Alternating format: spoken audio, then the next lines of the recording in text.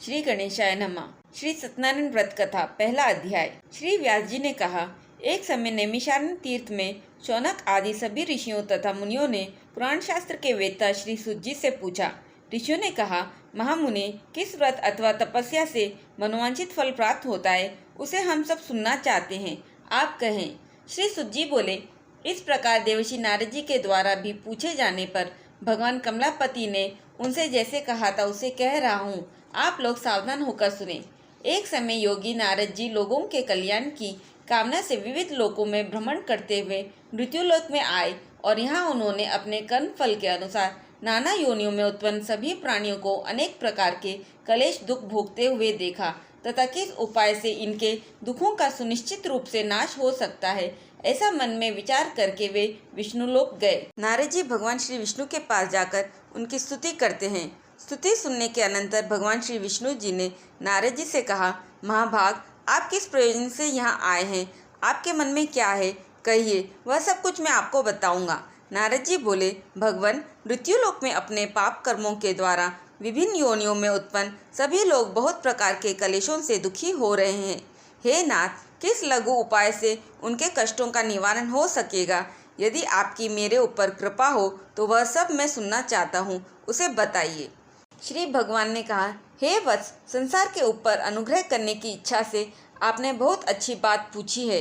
जिस व्रत के करने से प्राणी मोह से मुक्त हो जाता है, उसे आपको बताता हूँ, सुने। हे वत्स, स्वर्ग और मृत्युलोक में दुर्लभ भगवान श्री सत्यनारायण का एक महान पुण्यप्रद व्रत है। आपके स्नेह के कारण इस समय मैं उसे कह रहा हूँ। अच्छी प्रकार विधि विधान से भगवान श्री सत्यनारायण का व्रत करके मनुष्य शीघ्र ही सुख प्राप्त कर परलोक में मोक्ष प्राप्त कर सकता है। भगवान की ऐसी वाणी सुनकर नारद मुनि ने कहा, प्रभो, इस व्रत को करने का फल क्या है, इसका विधान क्या है, इस व्रत को किसने किया और इसे कब करना चाहिए, यह सब विस्तार पूर्वक बतलाइए। श्री भगवान ने कहा, यह सत्यनारायण व्रत दुख शोक आदि का शमन करने वाला, धन धान्य की वृद्धि करने वाला, सौभाग्य और संतान देने वाला तथा सर्वत्र विजय प्रदान करने वाला है। जिस किसी भी दिन भक्ति और श्रद्धा से समन्वित होकर मनुष्य ब्राह्मणों और बंधु बांधवों के साथ धर्म में तत्पर होकर सायंकाल भगवान सत्यनारायण की पूजा करे, नैवेद्य के रूप में उत्तम कोटि के भोजनीय पदार्थ को सवाया मात्रा में भक्ति पूर्वक अर्पित करना चाहिए। केले के फल, घी, दूध, गेहूं का चूर्ण अथवा गेहूं के चूर्ण के अभाव में साठी चावल का चूर्ण, शक्कर या गुड़, यह सब भक्ष्य सामग्री सवाया मात्रा में एकत्र कर निवेदित करनी चाहिए। बंधु बांधवों के साथ श्री सत्यनारायण भगवान की कथा सुनकर ब्राह्मणों को दक्षिणा देनी चाहिए। तदंतर बंधु बांधवों के साथ ब्राह्मणों को भोजन कराना चाहिए। भक्तिपूर्वक प्रसाद ग्रहण करके नृत्य गीत आदि का आयोजन करना चाहिए। तदंतर भगवान सत्यनारायण का स्मरण करते हुए अपने घर जाना चाहिए। ऐसा करने से मनुष्यों की अभिलाषा अवश्य पूर्ण होती है। विशेष रूप से कलयुग में पृथ्वीलोक में यह सबसे छोटा सा उपाय है। इस प्रकार श्री स्कंद पुराण के अंतर्गत रेवा खंड में श्री सत्यनारायण व्रत कथा का यह पहला अध्याय पूरा हुआ। बोलिए श्री सत्यनारायण भगवान की जय। दूसरा अध्याय। श्री सूत जी बोले, हे द्विजों, अब मैं पुनः पूर्व काल में जिसने इस सत्यनारायण व्रत को किया था उसे भली भांति विस्तार पूर्वक कहूँगा। रमणीय काशी नामक नगर में एक अत्यंत निर्धन ब्राह्मण रहता था। भूख और प्यास से व्याकुल होकर वह प्रतिदिन पृथ्वी पर भटकता रहता था। ब्राह्मण प्रिय भगवान ने उस दुखी ब्राह्मण को देखकर स्वयं वृद्ध ब्राह्मण का रूप धारण करके उस द्विज से आदरपूर्वक पूछा, हे विप्र, प्रतिदिन अत्यंत दुखी होकर तुम किस लिए पृथ्वी पर भ्रमण करते रहते हो? हे द्विज श्रेष्ठ, यह सब बतलाओ, मैं सुनना चाहता हूँ। ब्राह्मण बोला, प्रभो, मैं अत्यंत दरिद्र ब्राह्मण हूँ और भिक्षा के लिए ही पृथ्वी पर घुमा करता हूँ। यदि मेरी इस दरिद्रता को दूर करने का आप कोई उपाय जानते हो तो कृपा पूर्वक बतलाइए। वृद्ध ब्राह्मण ने कहा, हे ब्राह्मण देव, सत्यनारायण भगवान विष्णु अभिष्ट फल को देने वाले हैं। हे विप्र, तुम उनका उत्तम व्रत एवं पूजन करो, जिसे करने से मनुष्य सभी दुखों से मुक्त हो जाता है। और व्रत के विधान को भी ब्राह्मण से यत्न पूर्वक कहकर वृद्ध ब्राह्मण रूपधारी भगवान सत्यनारायण वहीं पर अंतर्धान हो गए। वृद्ध ब्राह्मण ने जैसा कहा है उस व्रत को अच्छी प्रकार से वैसे ही करूँगा, यह सोचते हुए उस ब्राह्मण को रात में नींद नहीं आई। तदंतर प्रातःकाल उठकर सत्यनारायण का व्रत करूँगा, ऐसा संकल्प करके वह ब्राह्मण भिक्षा के लिए चल पड़ा। उस दिन ही ब्राह्मण को भिक्षा में बहुत सा धन प्राप्त हुआ। उसी धन से उसने बंधु बांधवों के साथ भगवान सत्यनारायण का व्रत किया। इस व्रत के प्रभाव से वह श्रेष्ठ ब्राह्मण सभी दुखों से मुक्त होकर समस्त संपत्तियों से संपन्न हो गया। उस दिन से लेकर प्रत्येक महीने उसने यह व्रत किया। इस प्रकार भगवान सत्यनारायण के इस व्रत को करके वह श्रेष्ठ ब्राह्मण सभी पापों से मुक्त हो गया और उसने दुर्लभ मोक्ष पद को प्राप्त किया। हे विप्र, पृथ्वी पर जब भी कोई मनुष्य श्री सत्यनारायण का व्रत करेगा, उसी समय उसके समस्त दुख नष्ट हो जाएंगे। हे ब्राह्मणों, इस प्रकार भगवान नारायण ने महात्मा नारद जी से जो कुछ कहा, मैंने वह सब आप लोगों से कह दिया। आगे अब और क्या कहूँ। ऋषियों ने कहा, हे मुने, इस पृथ्वी पर उस ब्राह्मण से सुने हुए इस व्रत को किसने किया, हम वह सब सुनना चाहते हैं। उस व्रत पर हमारी श्रद्धा हो रही है। श्री सुत जी बोले, मुनियों, पृथ्वी पर जिसने यह व्रत किया उसे आप लोग सुने। एक बार वही विप्र अपनी धन संपत्ति के अनुसार बंधु बांधवों तथा परिवारजनों के साथ व्रत करने के लिए तैयार हुआ।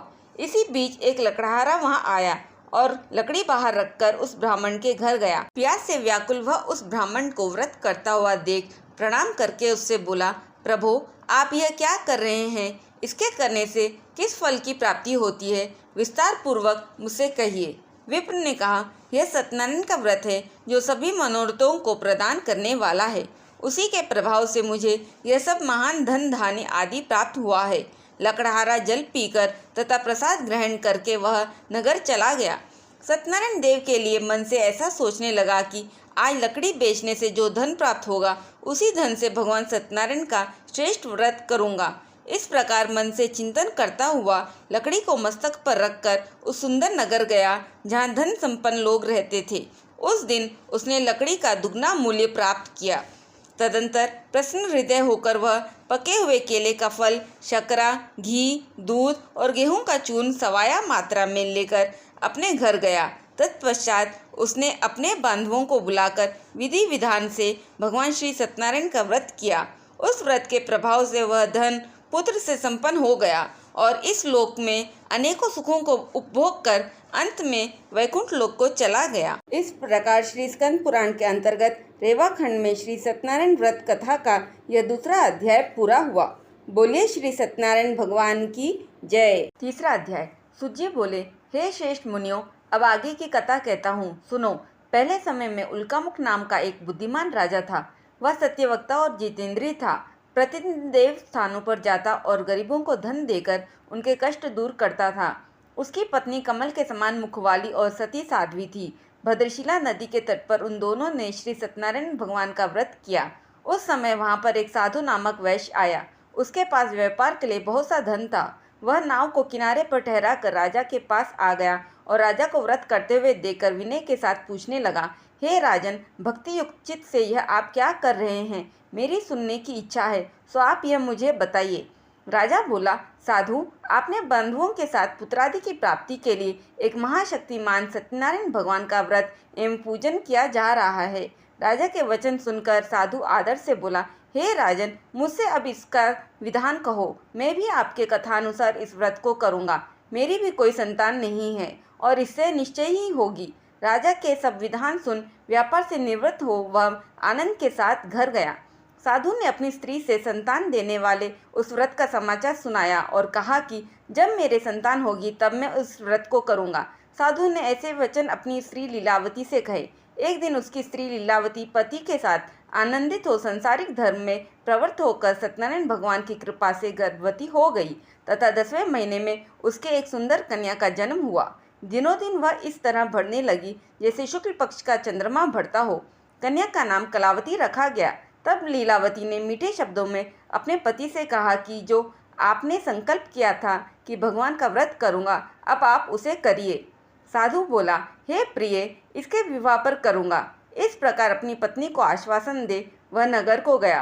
कलावती पितृगृह में वृद्धि को प्राप्त हो गई।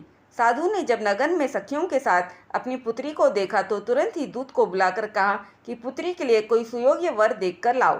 साधु की आज्ञा पाकर दूत कंचन नगर पहुंचा और वहां पर खोज और देखभाल कर लड़की के लिए एक सुयोग्य वणिक पुत्र को ले आया। उस सुयोग्य लड़के को देखकर साधु ने अपने बंधु बांधवों सहित प्रसन्नचित अपनी पुत्री का विवाह उसके साथ कर दिया, किंतु दुर्भाग्य से विवाह के समय भी उस व्रत को करना भूल गया। तब श्री भगवान क्रोधित हो गए और श्राप दिया कि तुम्हें दारुण दुख प्राप्त होगा।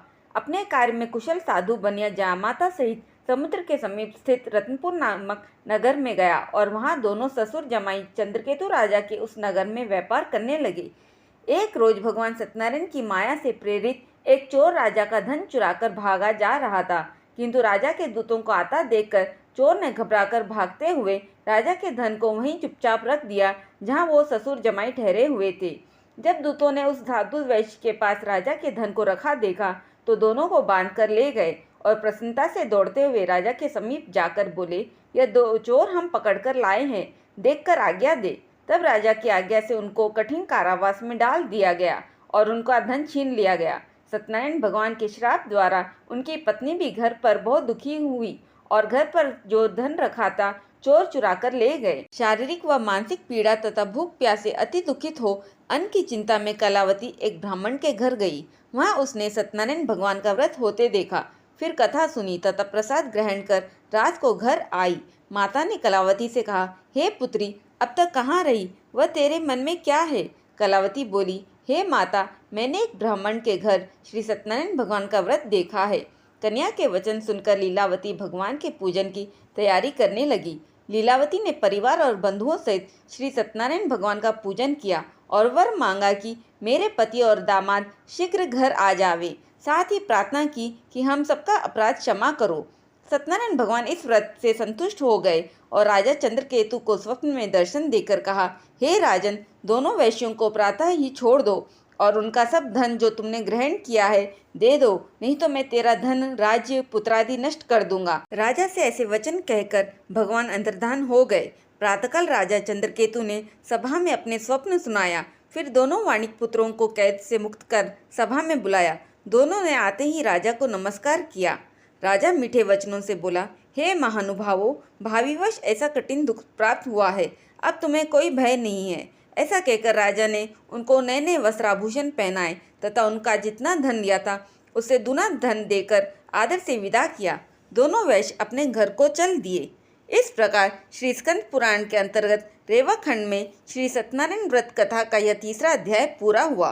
बोले श्री सत्यनारायण भगवान की जय। चौथा अध्याय। श्री सुतजी बोले, वैश्य मंगलाचरण कर और ब्राह्मणों को धन देकर अपने नगर के लिए चल पड़ा। साधु के कुछ दूर जाने पर भगवान सत्यनारायण की उसकी सत्यता की परीक्षा के विषय में जिज्ञासा हुई। दंडी वेशधारी सत्यनारायण ने उससे पूछा, हे साधु, तेरी नाव में क्या है?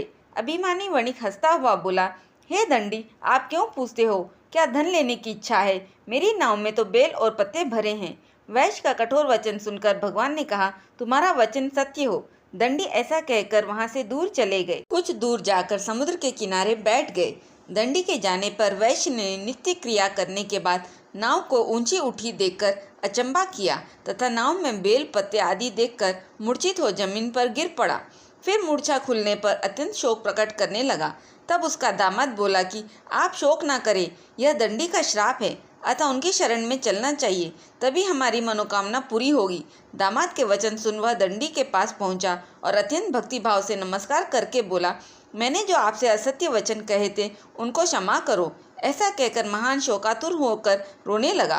तब दंडी भगवान बोले, हे वणिक पुत्र, मेरी आज्ञा से बार बार तुम्हें दुख प्राप्त हुआ है, तू मेरी पूजा से विमुख हुआ है। साधु बोला, हे भगवान, आपकी माया से ब्रह्मा आदि भी आपके रूप को नहीं जानते, तब मैं अज्ञानी कैसे जान सकता हूँ? आप प्रसन्न होइए, मैं सामर्थ्य के अनुसार आपकी पूजा करूँगा, मेरी रक्षा करो और पहले के समान नौका में धन भर दो। उसके भक्ति युक्त वचन सुनकर भगवान प्रसन्न हो उसकी इच्छानुसार वर देकर अंतर्धान हो गए। तब उन्होंने नाव पर आकर देखा कि नाव धन से परिपूर्ण है। फिर वह भगवान सत्यनारायण का पूजन कर साथियों सहित अपने नगर को चला। जब अपने नगर के निकट पहुंचा तब दूत को घर भेजा। दूत ने साधु के घर जा उसकी स्त्री को नमस्कार कर कहा कि साधु अपने दामाद सहित इस नगर के समीप आ गए हैं। ऐसा वचन सुन साधु की स्त्री ने बड़े हर्ष के साथ सत्यदेव का पूजन कर पुत्री से कहा, मैं अपने पति के दर्शन को जाती हूँ, तू कार्य पूर्ण कर शीघ्र आ। माता के ऐसे वचन सुनकर कलावती प्रसाद छोड़कर पति के पास गई। प्रसाद की अवज्ञा के कारण सत्यदेव ने रुष्ट हो उसके पति को नाव सहित पानी में डुबो दिया। कलावती अपने पति को न देखकर रोती हुई जमीन पर गिर गई। इस तरह नौका को डूबा हुआ तथा कन्या को रोता हुआ साधु देख दुखित हो बोला, हे प्रभु, मुझसे या मेरे परिवार से जो भूल हुई है उसे क्षमा करो। उसके दीन वचन सुनकर सत्यदेव प्रसन्न हो गए और आकाशवाणी हुई, हे साधु, तेरी कन्या मेरे प्रसाद को छोड़कर आई है, इसलिए इसका पति अदृश्य हुआ है। यदि वह घर जाकर प्रसाद खाकर लौटे तो उसे उसका पति अवश्य मिलेगा। ऐसा आकाशवाणी सुनकर कलावती ने घर पहुंचकर प्रसाद खाया, फिर आकर पति के दर्शन किया। तत्पश्चात साधु ने बंधु बांधवों सहित सत्यदेव का विधि पूर्वक पूजन किया। इस लोक का सुख भोगकर अंत में स्वर्गलोक को गया। इस प्रकार श्री स्कंद पुराण के अंतर्गत रेवा खंड में श्री सत्यनारायण व्रत का यह चौथा अध्याय पूरा हुआ। बोलिए श्री सत्यनारायण भगवान की जय। 5वां अध्याय। श्री सुत जी बोले, हे ऋषियों, मैं और भी कथा कहता हूँ, सुनो। प्रजापालन में लीन तुंगध्वज नामक का एक राजा था। उसने भी भगवान का प्रसाद त्याग कर बहुत दुख पाया। एक समय वन में जाकर वन्य पशुओं को मारकर बड़ के पेड़ के नीचे आया। वहां उसने ग्वालों को भक्ति भाव से बांधुओं सहित सत्यनारायण जी का पूजन करते देखा। राजा देखकर भी अभिमानवश वहां नहीं गया और न नमस्कार ही किया। जब ग्वालों ने भगवान का प्रसाद उसके सामने रखा तो वह प्रसाद को त्याग कर अपनी नगरी को चला गया। वहां उसने अपना सब कुछ नष्ट पाया तो वह जान गया कि यह सब भगवान ने किया है। तब वह विश्वास कर ग्वालों के समीप गया और विधि पूर्वक पूजन कर प्रसाद खाया तो सत्यनारायण देव की कृपा से सब कुछ पहले जैसा ही हो गया। फिर दीर्घ काल तक सुख भोगकर मरने पर स्वर्गलोक को गया। जो मनुष्य इस परम दुर्लभ व्रत को करेगा, भगवान की कृपा से उसे धन धान्य की प्राप्ति होगी। निर्धन धनी और सभी बंधन से मुक्त होकर निर्भय हो जाता है। संतानहीनों को संतान प्राप्ति होती है तथा सब मनोरथ पूर्ण होकर अंत में वैकुंठ धाम को जाता है। जिन्होंने पहले इस व्रत को किया, अब उसके दूसरे जन्म की कथा कहता हूँ। व्रत शतानंद ब्राह्मण ने सुदामा का जन्म लेकर मोक्ष पाया। उल्कामुख नाम का राजा दशरथ होकर वैकुंठ को प्राप्त हुआ। साधु नाम के वैश्य ने मोरध्वज बनकर अपने पुत्र को आरे से चीरकर मोक्ष को प्राप्त किया। महाराज तुंगध्वज ने स्वयंभू मनु होकर भगवान में भक्तियुक्त हो कर्म कर मोक्ष को प्राप्त किया। इस प्रकार श्री स्कंद पुराण के अंतर्गत रेवा खंड में श्री सत्यनारायण व्रत कथा का यह 5वां अध्याय पूरा हुआ। बोलिए श्री सत्यनारायण भगवान की जय। ओम जय लक्ष्मी रमणा स्वामी, जय लक्ष्मी रमणा। सत्यनारायण स्वामी, सत्यनारायण स्वामी, जनपातक हरना। ओम जय लक्ष्मी रमणा। रत्न जडित सिंहासन अद्भुत छवि राजे, स्वामी अद्भुत छवि राजे। नारद करत निरंजन, नारद करत निरंजन, घंटा ध्वनि बाजे। ओम जय लक्ष्मी रमणा।